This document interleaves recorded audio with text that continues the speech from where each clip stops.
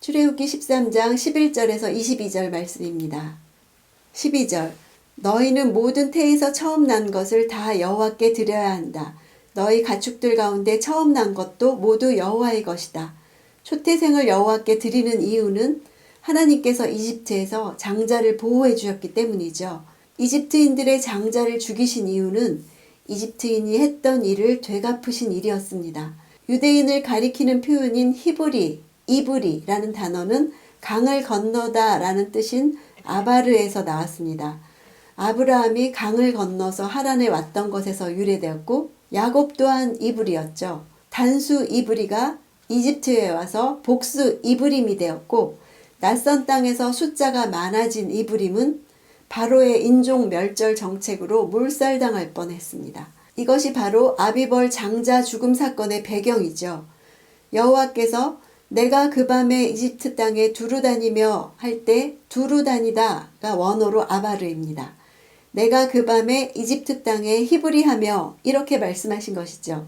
한때 바로와 이집트가 이브림을 죽였지만 이제는 하나님이 이브리 하시면서 이집트 사람에게 되갚겠다는 뜻입니다.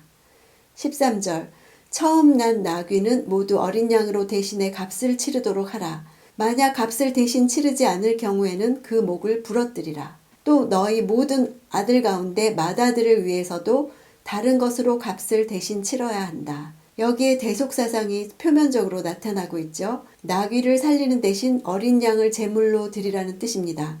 어린 양은 정결한 짐승이기 때문에 히브리인의 의식법상 정결하지 못한 나귀를 대속하는 짐승이 된 것이죠. 이는 어린 양과 같이 정결하신 그리스도께서 죄인된 우리 대신 대속물이 되신 것과 같습니다. 그리스도로 인해 대속되지 않으면 우리도 장차 하나님 앞에서 영원히 죽을 수밖에 없죠. 사람의 맏아들도 초태생의 제물에서 제외되었죠. 후에는 레위 지파가 이스라엘 백성들의 초태생의 대속으로서 회막에서 봉사했습니다. 하나님의 맏아들인 예수 그리스도께서도 우리를 대신해서 죽으심으로 단번에 완전한 대속물이 되셨죠. 14절 장차 너희 아들이 너희에게 이것이 무슨 뜻입니까? 하고 물으면 너희는 이렇게 말해주라. 여호와께서 그 강한 손으로 우리를 이집트에서 종살이하던 그 땅에서 이끌어내셨다. 자녀에게 과거에 대해 말해줘야 하는 이유는 하나님께서 행하신 일을 잊지 않고 그들의 소망을 하나님께 두게 하기 위해서입니다. 그것이 자녀들로 하여금 미래에 나아갈 방향을 설정해 주죠.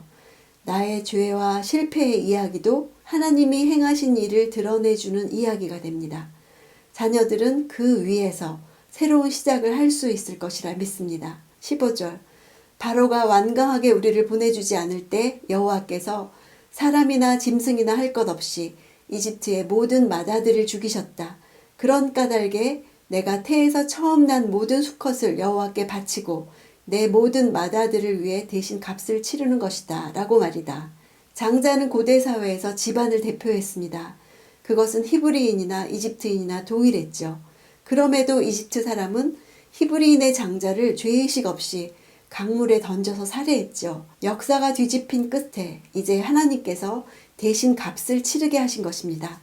장자를 치신 것은 그 백성 전체를 치신 것이고 장자의 패배는 그들을 지키지 못한 이집트 신들의 패배였습니다. 17절 결국 바로는 그 백성들을 보내줄 수밖에 없었습니다. 그때 하나님께서는 블레셋 사람의 땅으로 지나가는 길이 가까움에도 불구하고 그 길로 인도하지 않으셨습니다. 이는 하나님께서 그들이 전쟁을 당하면 마음이 바뀌어 이집트로 돌아갈지 모른다 하고 염려하셨기 때문입니다. 곧장 가나안으로 가는 길로 인도하지 않으신 이유가 나오죠. 해안길로 블레셋에 갔다가 전쟁을 치르면 마음이 바뀔까 봐였습니다. 그들은 전혀 훈련되지 않은 백성들이었죠. 대신 홍해와 광야라는 고난길에서 훈련하셨습니다. 21절 여호와께서는 앞서가시며 낮에는 구름기둥으로 그 길을 인도하시고 밤에는 불기둥으로 그들에게 빛을 비춰 그들이 밤낮으로 갈 수 있게 해주셨습니다. 여호와께서 앞서가시며 구름기둥과 불기둥으로 백성들을 인도하신 이유는 이스라엘 백성들은 이집트에서 나오기는 했으나 당장 어디로 가는지, 왜 가는지, 어떤 과정을 거치는지, 좁은 시내 광야에서 얼마나 오래 있어야 하는지 알지 못했습니다. 가나안으로 간다고 하지만 거기에는 이미 살고 있는 사람들이 있었지요. 도대체 그 땅을 얻는 것이 가능한지 확신도 없었습니다. 미래를 알지 못하는 불안감이 있었지요. 지금까지 이집트에서 살아왔던 경험이 아무 도움도 되지 못하는 환경이었습니다. 내 능력으로 할 수 있는 것이 아무것도 없다는 사실이 고통이었지요. 출애굽한 지 며칠 안 되어서 그들은 몹시 흔들렸을 것입니다. 그때 구름기둥과 불기둥이 나타나서 그들을 인도하기 시작했습니다. 하나님은 이집트에서 이끌어내신 이스라엘을 책임지셨습니다. 여호와께서 앞서가신다면 무슨 걱정을 그리도 많이 하며 살 것입니까? 어차피 우리는 미래를 모릅니다. 내 경험, 내 능력이 무용지물인 상황을 만납니다. 불확실한 미래 한가운데 그분이 앞서가신다는 사실만큼은 확실합니다.